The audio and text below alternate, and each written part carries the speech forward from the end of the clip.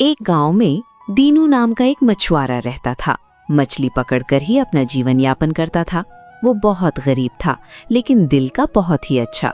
दीनू भूखे को खिलाता और अपनी क्षमता के अनुसार जरूरतमंद की मदद करता। कल रात को इस नदी में जाल बिछा कर गया था।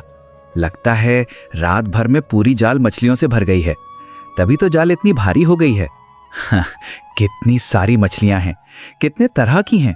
अरे रे रे रे, जाल में तो एक सुनहरी मछली भी दिख रहा है। लगता है कि ये कोई साधारण मछली नहीं है। चलो जल्दी से घर जाता हूं और वाणी को ये सुनहरी मछली के बारे में बताता हूं। जल्दी से बाजार जाकर इन बाकी मछलियों को बेचकर घर चला जाता हूं।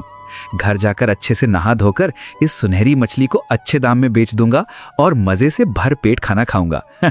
दीनू थैला लिए घर की ओर चला जाता है और घर पहुंचकर अपनी पत्नी को सब बात बताता है। अरे वाणी, कहाँ हो तुम? देखो तो आज मैं नदी से क्या लाया हूँ। हाँ आती हूँ जी।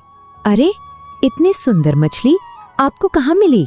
अरे भाग्यवान, नदी जाता हूँ तो नदी से ही तो लाऊंगा ना। अरे हाँ, चलो मैं इसे अच्छे दामों में बेचा कर आता हूँ। दीनू बाजार की ओर चला जाता है।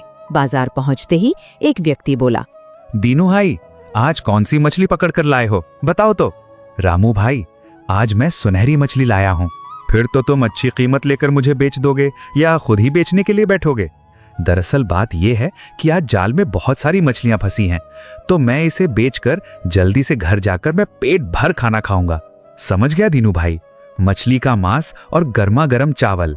ठीक है, सारी मछलियों को इस केले के पत्ते पर निकालो जरा, मैं भी तो देखूं सुनहरी मछली को। ये क्या है दीनू भाई, बेकार की झूठी बातें बोलकर मेरा पूरा दिन खराब कर दिया तुमने। बहुत हुआ, चलो जाओ जाओ। कहाँ चली गई? जाने दो, इस बारे में जितना सोचो उतना ही दिमाग खराब हो जाएगा।